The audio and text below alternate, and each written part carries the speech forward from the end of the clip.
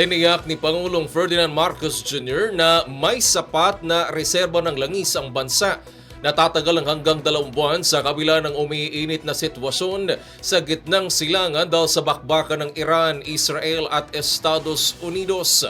Ayon sa Pangulo, inaasahan ang pagtaas ng presyo ng petrolyo dahil sa tensyon, ngunit hindi dapat mangamba ang publiko na mauubusan ng supply.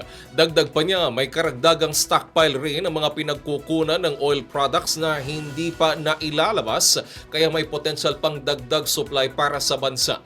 Aminado ang Pangulo na malaki ang maging epekto ng gyera sa presyo ng langis, kaya kasalukuyang pinag-aaralan ng gobyerno ang contingency measures upang hindi gaanong maapektuhan ang mamamayan.